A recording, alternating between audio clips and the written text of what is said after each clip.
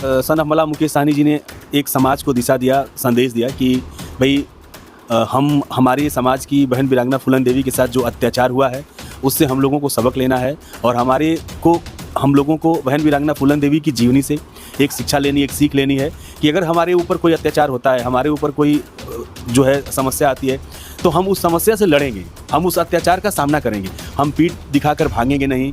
और ख़ास करके वो आज की युवा पीढ़ी के लिए था कि लोग जो है घबरा जाते हैं, आत्महत्या कर लेते हैं, फील्ड छोड़ के भाग जाते हैं, घर छोड़ देते हैं, डिप्रेशन में चले जाते हैं। मतदाता सूची को करेक्ट करना यही SIR है, ठीक है। ये अब इसकी एक पद्धति होती है कि चुनाव आयोग समय समय पर इसको जो है SIR करता है।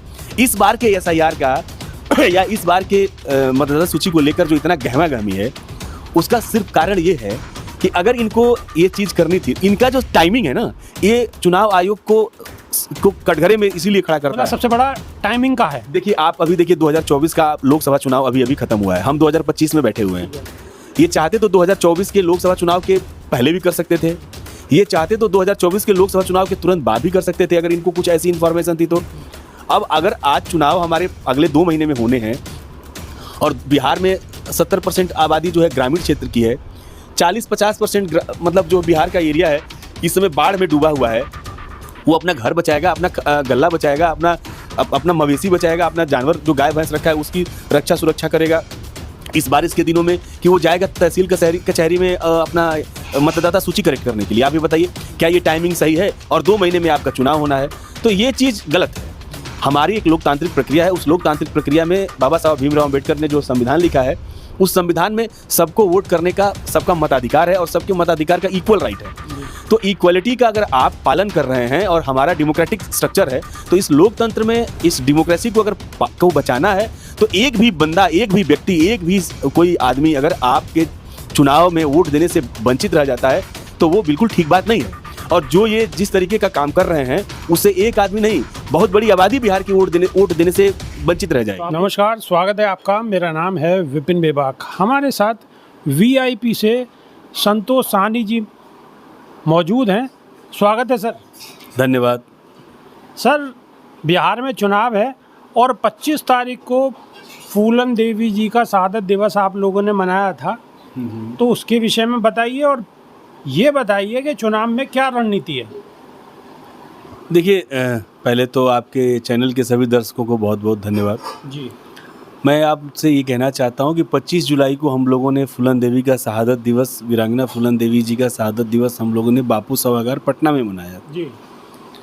और उसमें जो है सन ऑफ मल्ला मुकेश सहनी जी ने पूरे समाज के महिलाओं की संख्या उस कार्यक्रम में ज़्यादा थी। चूँकि शहादत दिवस का कार्यक्रम था तो बहुत ही विनम्र श्रद्धांजलि दी गई और उस कार्यक्रम के मुख्य अतिथि जो थे श्री तेजस्वी यादव जी थे।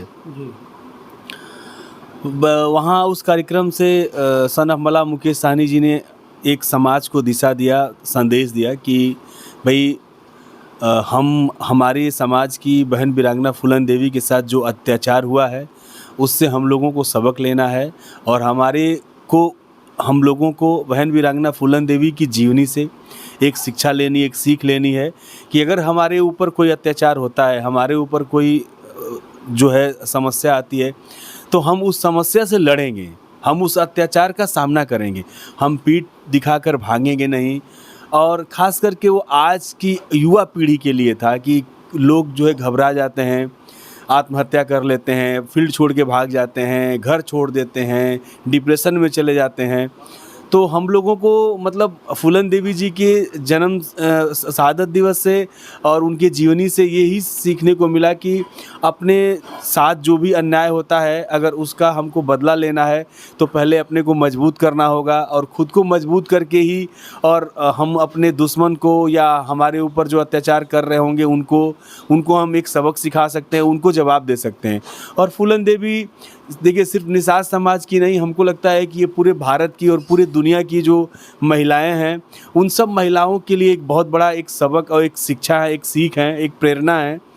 क्योंकि उनके जीवन से हमारे जाति का धर्म की बात नहीं, उनके जीवन से हिंदू, मुसलमान, सिख, ईसाई सारे के सारे लोग और सारी की सारी महिलाएं एक जो है सबक लेती हैं, एक उनको सीख मिलती है।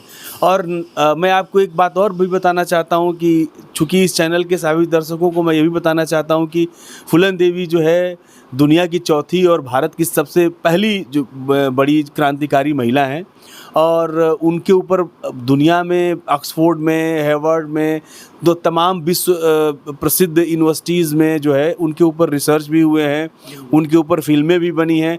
तो बेसिकली उनके जीवन से हम लोगों को यही शिक्षा मिली, और मंत्री जी ने अपनी बहनों को और अपनी मतलब समाज में जो आई महिलाएं थीं उनको यही संदेश दिया कि आप जो है घबराएंगे नहीं, आप लोग सब लोग हम फूलन के वंशज हैं और हमारे रगों में वही खून है जो वीरांगना फूलन देवी जी के रगों में था। तो हम लोगों के ऊपर कोई आफत आती है, कोई समस्या आती है, तो हम उस समस्या से मजबूती से लड़ेंगे। मजबूती से लड़ेंगे। तो सर बिहार में चुनाव है और SIR का विरोध बिहार में विपक्षी दल बड़ी मजबूती के साथ कर रहे हैं।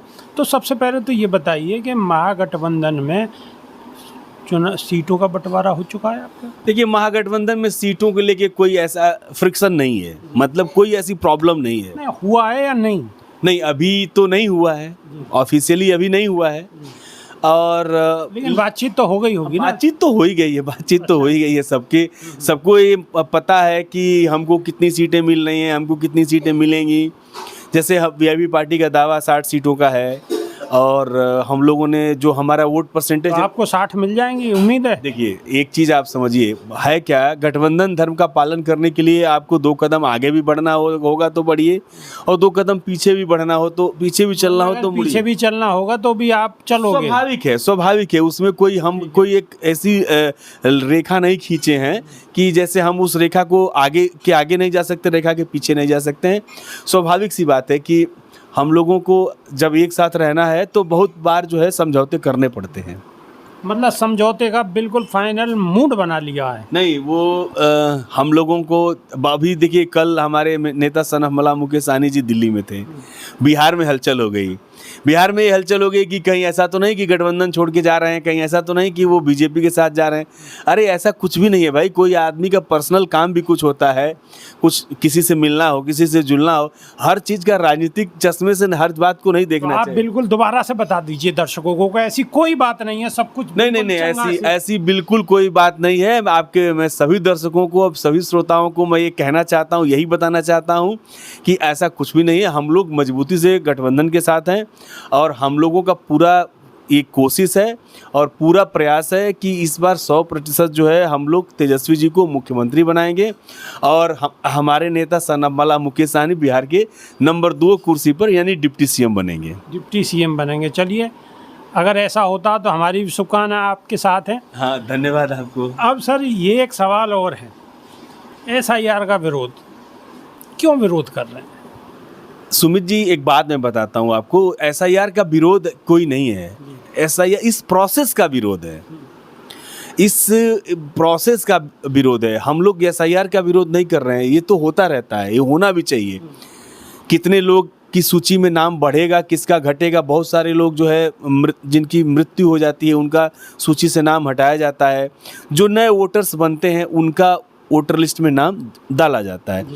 बेसिकली जो होता है यही SIR है, मतदाता सूची को करेक्ट करना, यही SIR है, ठीक है। ये अब इसकी एक पद्धति होती है कि चुनाव आयोग समय समय पर इसको जो है SIR करता है।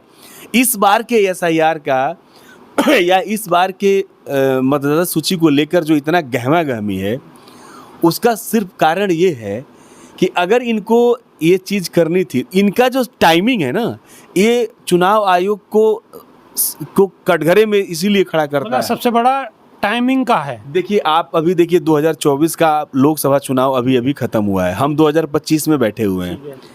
ये चाहते तो 2024 के लोकसभा चुनाव के पहले भी कर सकते थे, ये चाहते तो 2024 के लोकसभा चुनाव के तुरंत बाद भी कर सकते थे, अगर इनको कुछ ऐसी इन्फॉर्मेशन थी तो। अब अगर आज चुनाव हमारे अगले 2 महीने में होने हैं, और बिहार में 70% आबादी जो है ग्रामीण क्षेत्र की है, 40-50% मतलब जो बिहार का एरिया है इस समय बाढ़ में डूबा हुआ है, वो अपना घर बचाएगा, अपना गल्ला बचाएगा, अपना मवेशी बचाएगा, अपना जानवर जो गाय भैंस रखा है उसकी रक्षा सुरक्षा करेगा। इस बारिश के दिनों में कि वो जाएगा तहसील कचहरी में अपना मतदाता सूची करेक्ट करने के लिए। आप ये बताइए क्या ये टाइमिंग सही है? और 2 महीने में आपका चुनाव होना है, तो ये चीज़ गलत है। हमारी एक लोकतांत्रिक प्रक्रिया है, उस लोकतांत्रिक प्रक्रिया में बाबा साहब भीमराव अंबेडकर ने जो संविधान लिखा है, उस संविधान में सबको वोट करने का सबका मताधिकार है और सबके मताधिकार का इक्वल राइट है। तो इक्वलिटी का अगर आप पालन कर रहे हैं और हमारा डेमोक्रेटिक स्ट्रक्चर है, तो इस लोकतंत्र में इस डेमोक्रेसी को अगर को बचाना है, तो एक भी बंदा, एक भी व्यक्ति, एक भी कोई आदमी अगर आपके चुनाव में वोट देने से वंचित रह जाता है, तो वो बिल्कुल ठीक बात नहीं है। और जो ये जिस तरीके का काम कर रहे हैं, उससे एक आदमी नहीं, बहुत बड़ी आबादी बिहार की वोट देने से वंचित रह जाएगी। तो आपको इसी बात का डर है कि लोग वंचित रह जाएंगे? लोगों को इसी बात का डर है कि बिहार की ग्रामीण की क्षेत्र की जो जनता है, जो 70% आबादी, मैं बार बार इस बात को बोल रहा हूँ, 70% आबादी जो बिहार की ग्रामीण क्षेत्रों में रहती है, इनके डॉक्यूमेंट और उनकी टाइमिंग, इस समय बरसात का समय चल रहा है, इस समय उनको वो तहसील नहीं जा पाएंगे।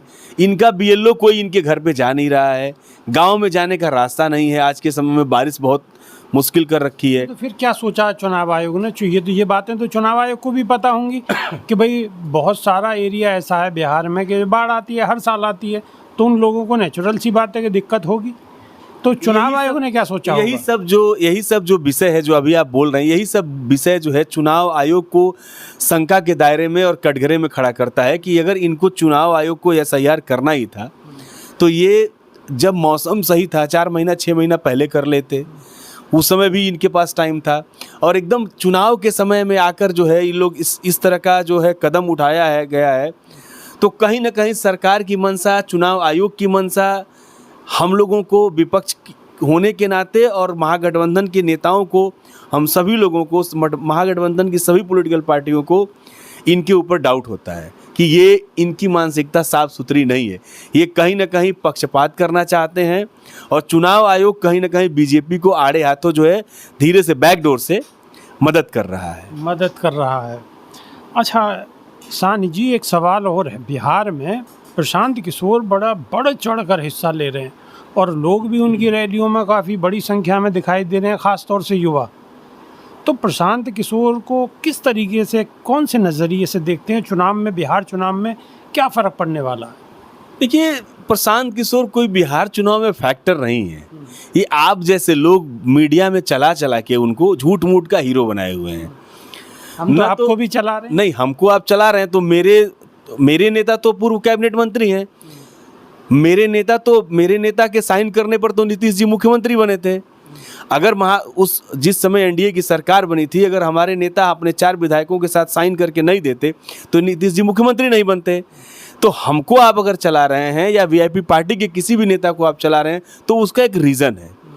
लेकिन प्रशांत किशोर का न कोई सांसद है, न कोई विधायक है, न कोई MLC है, तो किस आधार पर मीडिया इतने अटेंशन दे रही है? मुझे तो एक चीज़ नहीं समझ में आ रही। चुनाव हो जाने के बाद में हो सकता है कि उनके बहुत सारे विधायक आ जाएं, जीत जाएं। नहीं, देखिए, ये तो बिल्कुल संभव है, कुछ भी राजनीति में संभव है। अधिकार तो संविधान ने सबको दिया है, ये तो बिल्कुल संभव है। हम इस पर बात नहीं कर रहे हैं, हम बात इस पर कर रहे हैं कि एक आदमी, देखिए, इनका जो बिहार इलेक्शन में जो मॉडल चल रहा है, वो बिल्कुल आम आदमी पार्टी का केजरीवाल मॉडल चल रहा है।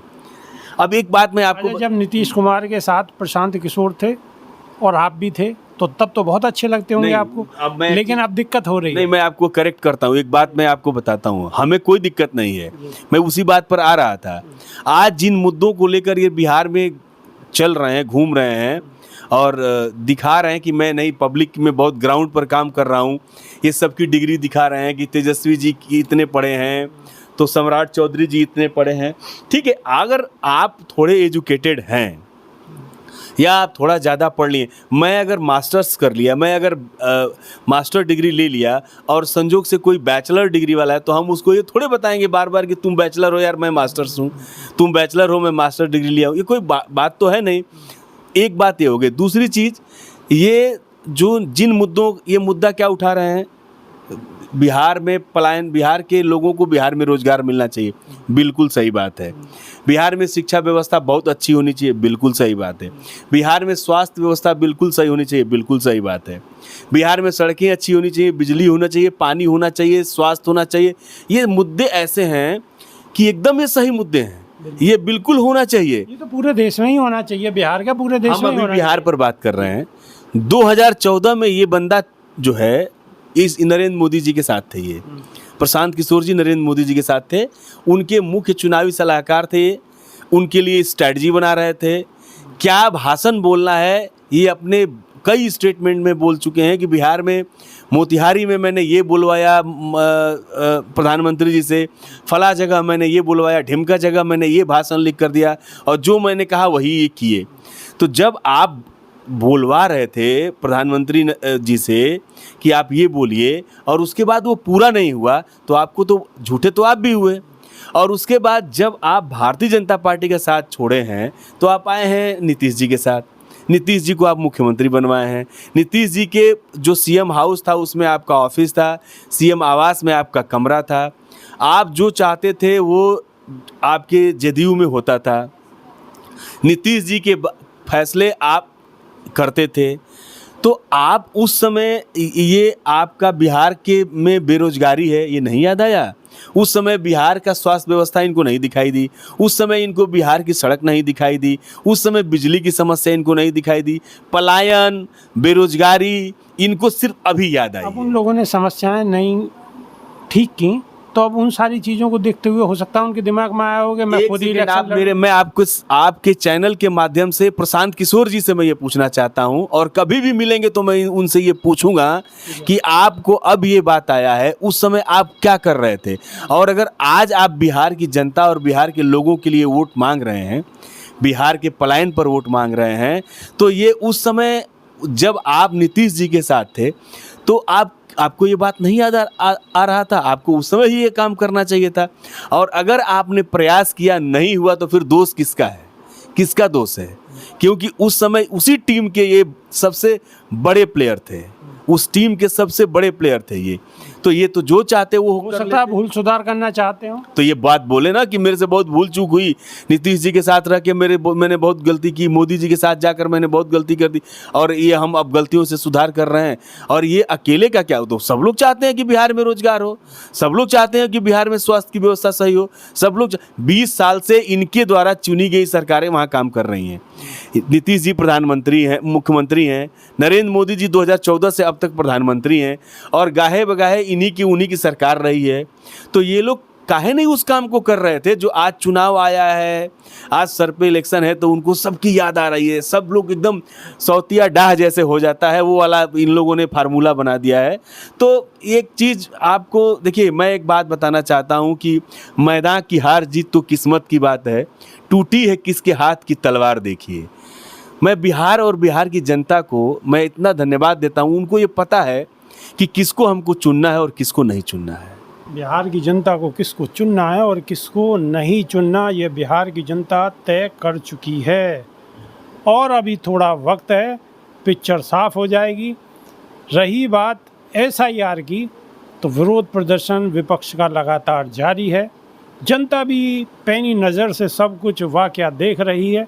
आने वाले वक्त में ऊँट किस करवट बैठेगा ये देखने वाली बात होगी। तो ये थे हमारे साथ साहनी जी, बहुत बहुत धन्यवाद। धन्यवाद। नई वीडियो में फिर रूबरू होंगे। बहुत बहुत शुक्रिया। नमस्कार।